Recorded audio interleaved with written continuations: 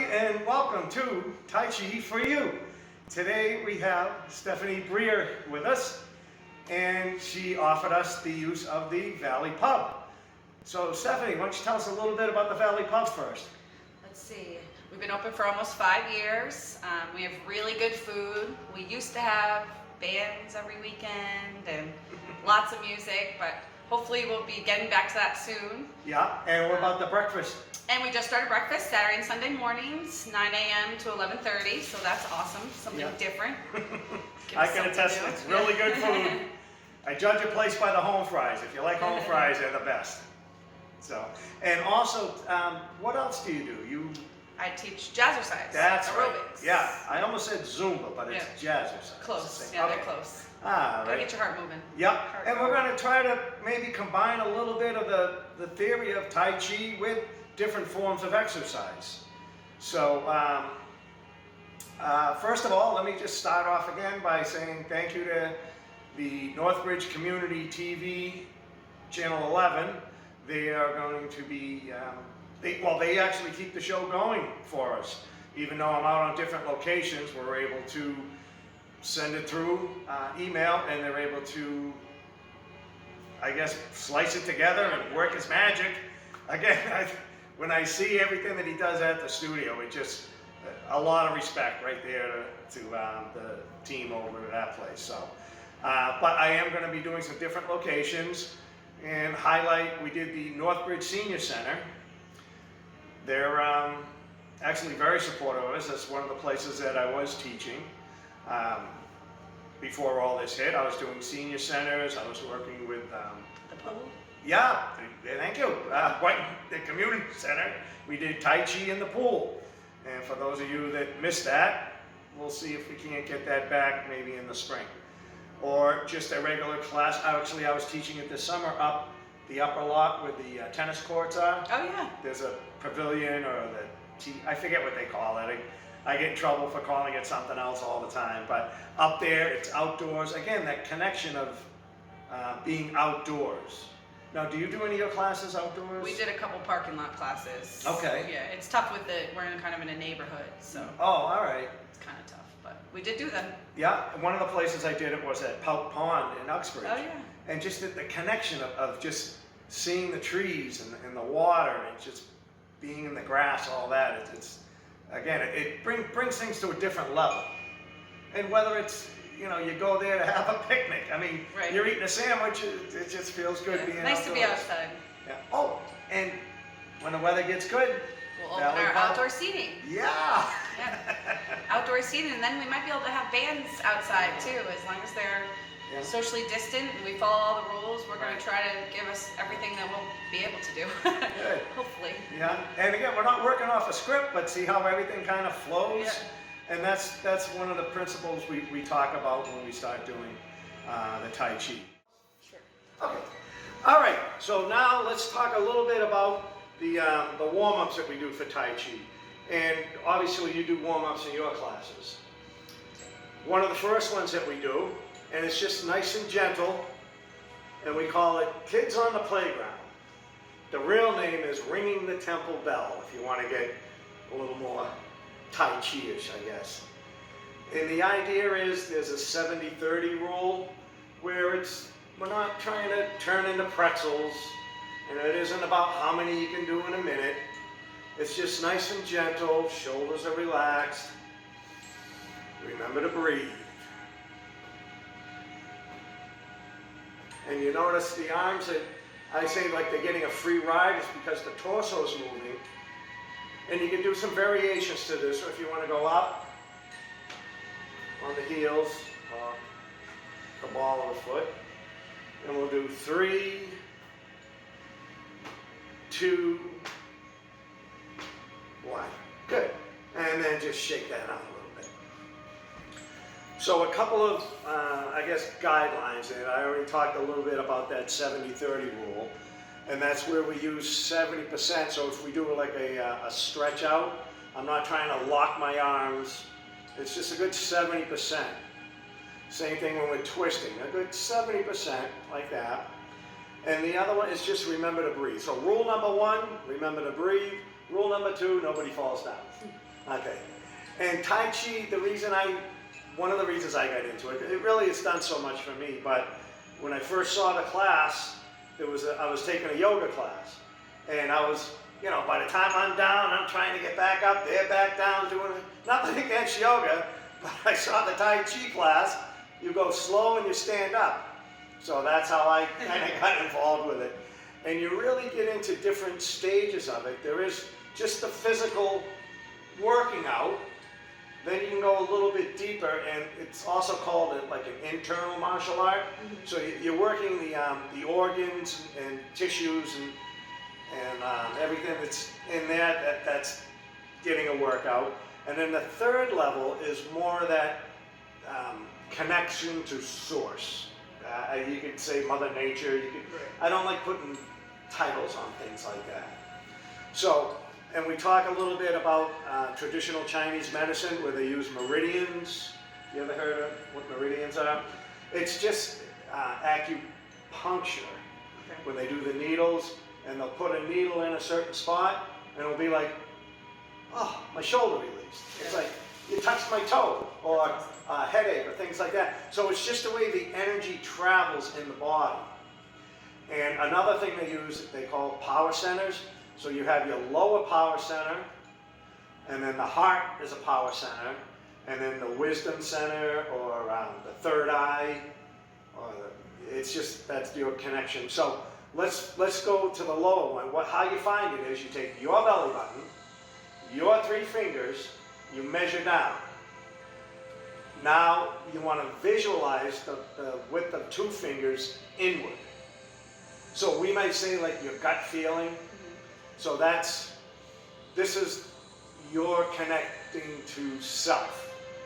It's that sort of, should I go out today? Or does that look safe if I come? That's your gut feeling, okay?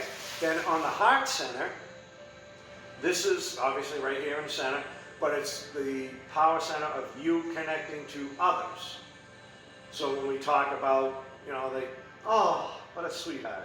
Or, oh, come here, and you see the kids, and people grasp here, and it's across the globe, different cultures, everybody has that. Like the sumo wrestlers, or the football players, right there, bang. And then, how nice. And then this one, the wisdom center is connecting to source, again, Mother Nature, God, your big toe, whatever it is you want to think that there's more out there than just you with skin and bones. Right. So you see, again, people say, show me a sign, what the God? And they're connecting somehow. So that's, again, there's a lot of connection to how things were thousands of years ago to what we kind of associate with. Right. So, and I don't like going deep, but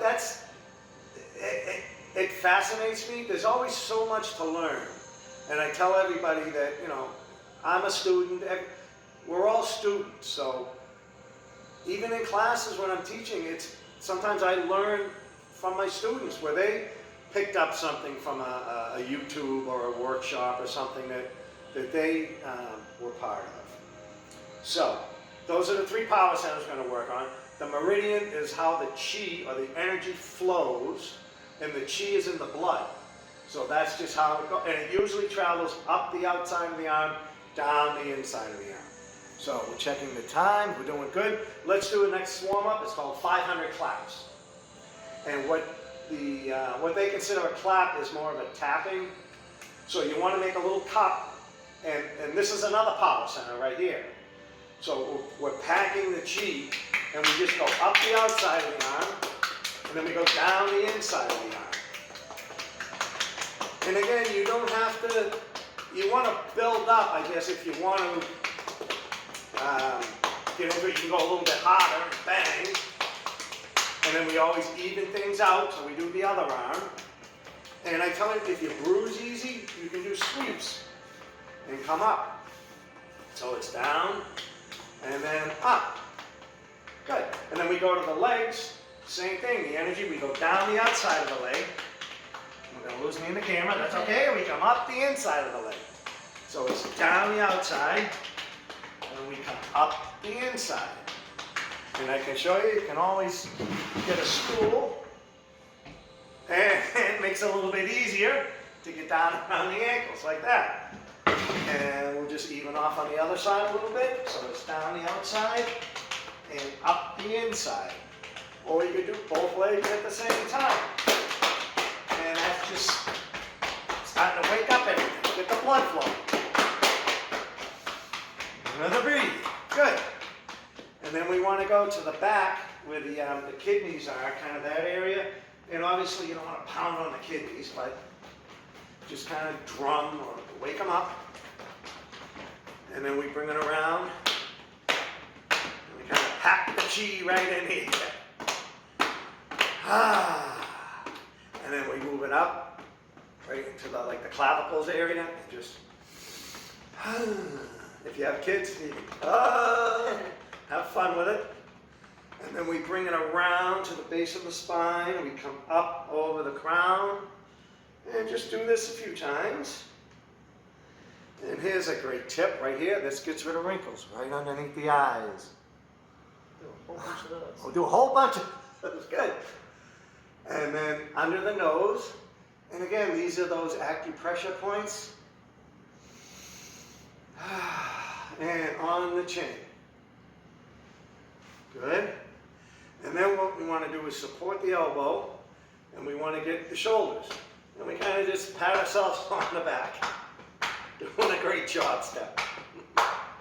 And then control down, bring it up, and get the other side.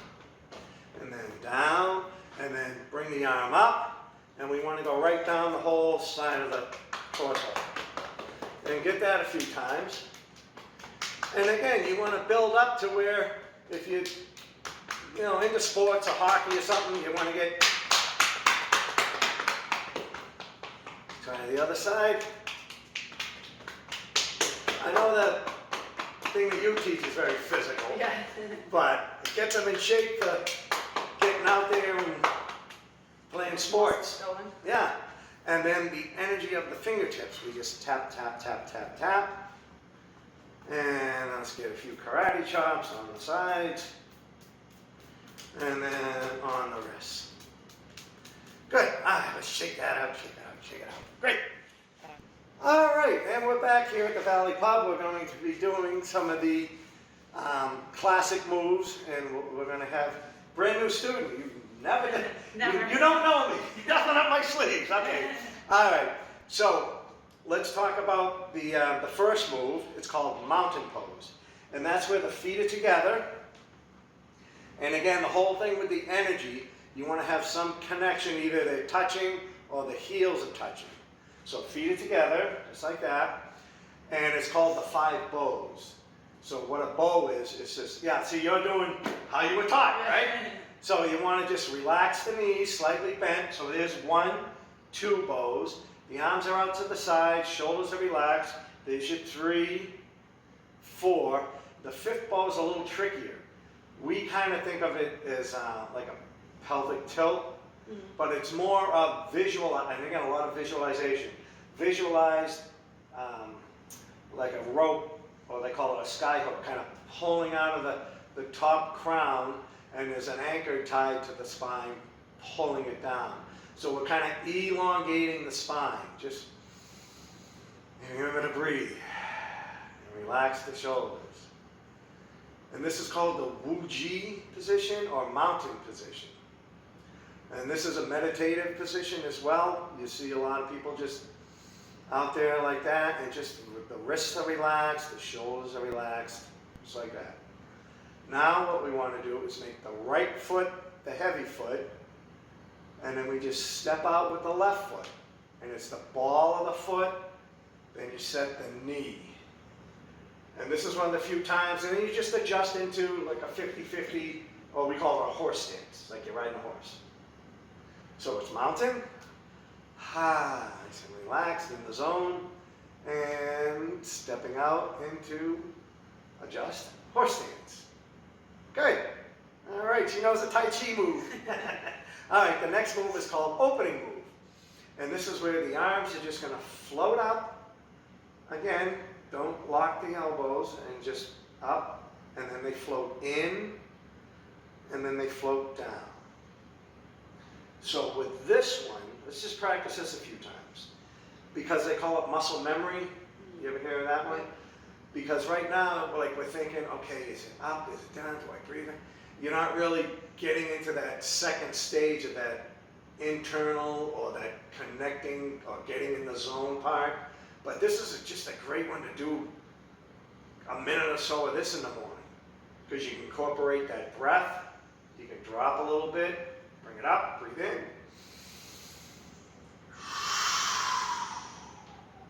Good. All right, shake it out. The feeling you want to get, I don't know if you ever did this, do this to the kids, you stand in a doorway and you push, keep pushing, push, and then they step out and your arms just, that's the feeling you want. Okay. So let's try it again. So the other one they call it drawing water. So again, that visualization of just pulling water up, bringing it in and down. Or if you want to think of like the fingertips are little rocket boosters. There they go. Now the palm, now the wrist, and then bring it in, and then elbows drop, then the wrist, then the palms, and the fingers. That crazy one? That was one of the first ones I learned, and when the teacher was showing it, and she was a little Chinese lady, you know? Okay, up, down, in, I got it, what's next? Again! And that was the class, basically. The whole movie. But now, 5 years later, I understand how she was teaching it, and it was just to get into that zone, get in that deeper connecting. Because, again, you hear these top athletes, they talk about that getting in the zone and how things slow down, even though they got 500-pound guys coming at them, they're able to like see who's open, see who's at. They're grounded on it, and they're able to step, and everything seems to be slow motion, and they're able to just complete, or boxers, or whatever sport you're in, and it doesn't have to be a sport. Years ago when my kids were small, I remember, just coming down the stairs, it was winter like this, and there was ice. I went down, but it felt like it took a minute. And you just kind of roll, and she, do it again. I mean, they don't even know. But yeah, oh, come on, let's do that one again. But that was the idea. So I don't know if Tai Chi took over or not, but it was just not panicking and still be in control of your environment. I don't know where I was going with it, but maybe just looking out and seeing the snow got me on that idea. All right, let's talk a little bit. This one's called Hold the Ball. So one hand high, one hand low. Okay, now, as this top hand comes down, this bottom one's coming up, and it's a palm to palm. So if you want to do that muscle memory, let them touch, bring it up, and then you're ready. Here's the move. I patented this one. Ka-ching. Yep. So now you're all set. So as this top one comes down, see how the bottom one comes up? Ka-ching. So I don't know if you can just visualize that separating. And then once you have it, now you can kind of smooth it and round the edges off a little bit. Take a nice breath in. And we talk about aromatherapy, sound therapy. So you could, get a candle going, get some music going. And this is again the basics are the basics. So there's that one up, one down. Shoulders relaxed. I tell everybody. I know it's hard to relax my It shoulders. is. 3, 2, 1. Good. All right, shake that out a little bit. Excellent. All right, so the next move, this one's called the Beak and the Whip. So, and I'll show you that there is a martial art application to Tai Chi, but I teach it more for the balance and the meditation bit. And long story short, it was very secretive when they taught it and when they had it back thousands of years ago. And so they had to, I guess, just do it secretively. So they would give it a lot of animal names or birds names. So it's like, oh, grab the bird's tail, and it sounds nice, and you're doing it slow, but when you execute it fast, you're grabbing him, taking his arm, swishing, bang, bang, and he's out. But you go slow and you give it a nice name. That was able to one of the ways they were able to keep the tradition and keep everything going. Right. So this one's called the beak. So we make like a little bird's beak. And see how the shoulders are relaxed, the elbows down, but you get a strong little grip. And maybe we'll tell them your little secret mom move, boy. She can drop anybody with a move. So, all right, so here's the beak. Now we're going to shift the weight, so the weight's 70% on the leg like that. This hand goes right here. This is going to be the whip. So now we're going to start to shift that weight. We turn the body and watch out. Yep, but see, I'm only 70%. Oh, you go into your other leg. Yeah, so I'm shifting, turning. And the camera, so beak, heavy, light, watch out. And you make, again, so the martial art bit, you make that little C. Okay. And that's that under the chin. Oh, yeah. Or you can give them the Three Stooges move, or whatever, rake across the face. Get all that. So, and this hand, in case there's a second attacker, or this is a nice little weapon right here too. But again, it's nice. We go slow and we teach it nice. Try the other side. Make this hand the beak. Okay? And then we shift the weight. The whip. Yep. Oh, you look good. Okay, ready? Shift that weight, turn the body, and water. And then we just reload. The beak. The whip. Water. So see, if someone was even coming, you could just sense them. Throw a dart. Oh, we could do Tai Chi darts maybe someday here.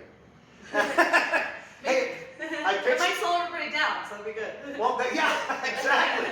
Well, that's the thing. It's just like, whatever number you want, visualize it already. Right. And again, that's probably what they do. True. Right? The I'm not pros. good at darts. I'm not good either. Yeah. Boom. We're using them to hold this up. Yeah. But anyway. All right, so that was the beak, the whip. What's another fun one? How about we do, I wish I had my whole class here because we just shout out, and you start to get that connection with people. So it's like we almost like know what others are thinking, or like, you know, what do you feel you need type thing. So we do, and this is another, and you can call them warm-ups or warm-downs, and we kind of do that head-to-toe one. So, oh, you'll like this one. Okay. So, again, a couple variations. You could just do, and again, you see people, they rotate, and again, keep that 70-30 rule. And there's some cricks and cracks, and go the opposite direction. Good. And then just some nice shoulder rolls in one direction. Nice breath in, breath out, and then bring it around the other way. Good. And then we call it slow motion hula hoop. And I get the hips, so it's the front, the side, the back. And then bring it around the other direction. One of the things I learned too was you want to, the body likes to move in circles. So when people, they first start doing something, you see them right away, they put the leg in. It's like, no, warm up first before you stretch. Right. Is that kind of how you, when you teach it like that? Yeah.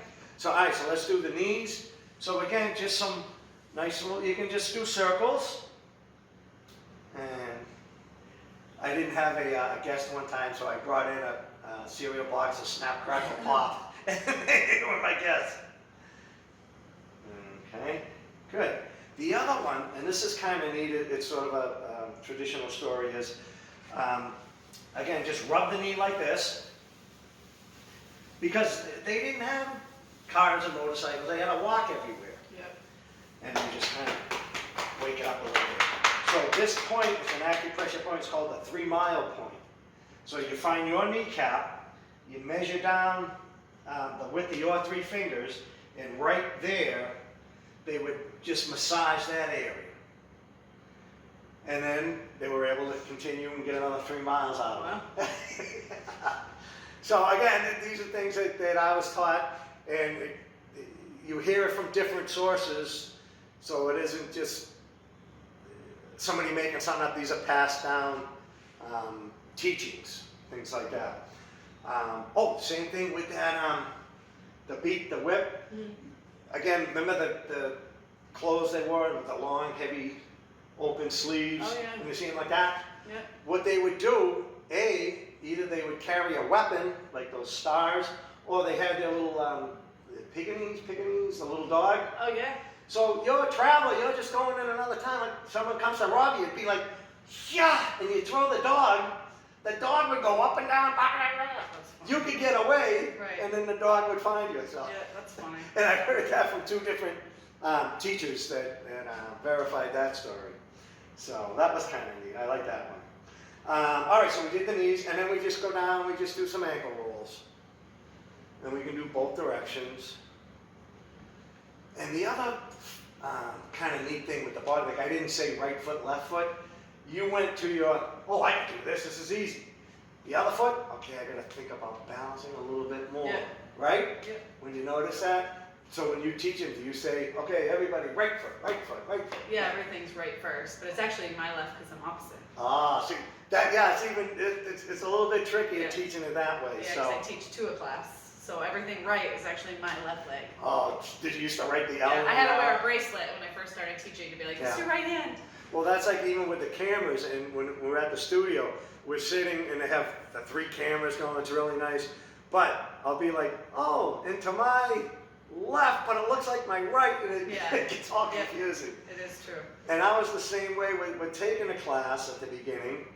I mean, I probably drove the instructor nuts because I'm like, all right, circling behind, is it the up, the down? Yeah. So there are some good videos out there that I like where they teach it, the camera behind them. So when you see their right arm, you're watching the TV and it's their right arm going up and down. It isn't you're trying to adjust, or they're trying to teach it opposite or whatever like that. So, all right.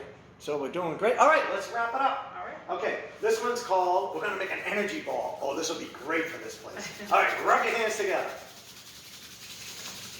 Now, we take 2 fingers, the palm, and we're just going to circle in. And we want to visualize that energy going right into that power center we talked about in the palm. And then when you're ready, we're going to reverse it. And you might feel like a little, I did this for almost 2 years, and I'm like, I didn't feel nothing. And then one day it just hit me. Okay, then we just pull them apart, palms face each other. And if you ever played with magnets and you try to like push them together, just play with it, or you try shearing up and down. So what we're doing is we're building that chi ball. And I tell everybody again, you can use this for good or for evil. Right. And I've seen movies and commercials where they send the energy balls off like that for all that. So we're going to use it for good. And if you want to visualize it, they say like more of a golden white light is more of a healing. So we have our energy ball, and now we want to set the intention. You could give it to somebody else, you could give it to yourself, and it doesn't matter if you want to send it to somebody in Mendon. Let's see if I can. It's going to find them. Yeah, it's that way, but we're going to do that. So, all right. So you got that. You got your intention, and you just bring it up. Take a breath in, and send it out. Good. The other way to give it to yourself is you make the energy ball, and then reverse, and then pull it apart, and just start to pack it in. Pack the chi ball, and then say it's your shoulder or your hip or your headache or whatever it is like that. There's my intention, or you can do a full body. Just take it in, just drop it down. Good. All right, I'd like to thank Stephanie. Thank you. And what this is a tradition. It's not so much bowing in like, oh, he's the master and all that. It's A couple different ones. It could be power and then love or whatever. You're just covering that. But I got my power. If you tempt me, I got it. But I want it to be nice. Right. Or you just, they call it a dojo where we come in and learn. I mean, this is our dojo today. So we bow in, and basically what it is just leave all the junk that you had worried and all that stuff behind you, and you enter in to learn. So hopefully you learned something today. Yeah. Well, thank you for coming. Very good. All right, guys. Thank you.